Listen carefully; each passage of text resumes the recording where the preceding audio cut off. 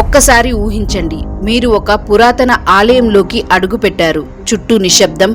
ఆ నిశ్శబ్దం మధ్యలో కనిపించేవి సాధారణ శివలింగాలు కావు. అవి నవగ్రహాలను సూచించే 9 పవిత్ర లింగాలు. ఇది ఏదో కల్పిత కథ కాదు. అస్సాంలోని గువాహటిలో చిత్రాచల్ కొండపై ఉన్న పురాతన నవగ్రహ ఆలయం వెనుక ఉన్న ఆసక్తికరమైన విశేషం. ఈ ఆలయంలో ఒకే చోట 9 శివలింగాలు ఉంటాయి. ప్రతి శివలింగం ఒక్కో గ్రహానికి ప్రతీకగా భావిస్తారు. సూర్యుడు, చంద్రుడు, కుజుడు, బుధుడు, గురుడు, శుక్రుడు, శని, రాహువు, కేతువు. అంటే మనం జ్యోతిష్యంలో చెప్పుకునే నవగ్రహాలని శివలింగాల రూపంలో ఇక్కడ దర్శించుకోవచ్చు. కానీ అసలు మిస్టరీ ఇక్కడే మొదలవుతుంది. గువాహటిలోని పురాతన కాలంలో ప్రాగ్జ్యోతిష్యపురం అని పిలిచేవారని చెప్తారు. ప్రాగ్జ్యోతిష అనే పేరు కూడా ఆకాశంలోని నక్షత్రాలు, గ్రహాలు, ఖగోళ పరిశీలనలకు సంబంధించిన పురాతన సాంప్రదాయంతో అనుబంధం కలిగి ఉందని భావిస్తారు. అంటే వేల సంవత్సరాల క్రితమే మన పూర్వీకులు ఆకాశంలో ఉన్న గ్రహాలను గమనిస్తూ వాటి కదలికను అర్థం చేస్తూ వాటి ఆధ్యాత్మిక అర్థాలను కూడా అనుసంధానించారా?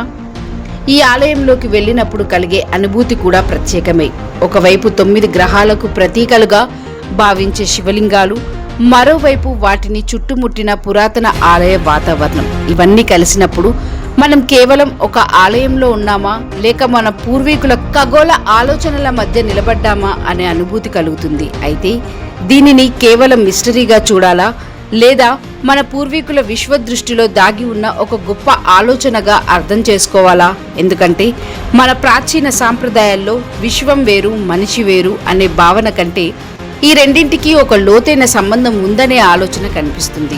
గ్రహాలు, కాలం, కర్మ, మనిషి జీవితం, ఆధ్యాత్మిక ప్రయాణం ఇవన్నీ ఒకదానితో ఒకటి అనుసంధానమై ఉన్నాయని మన పూర్వీకులు భావించారు. అందుకే గువాహటి నవగ్రహ ఆలయం కేవలం ఒక పురాతన దేవాలయం మాత్రమే కాదు, ఆకాశాన్ని చూసి విశ్వ రహస్యాలను అర్థం చేసుకోవాలని ప్రయత్నించిన మన పూర్వీకుల ఆలోచన ప్రపంచానికి ఒక ఆసక్తికరమైన గుర్తుగా కూడా కనిపిస్తుంది. మరి ఈ 9 శివలింగాల వెనుక ఉన్న అసలు భావం ఏమిటి?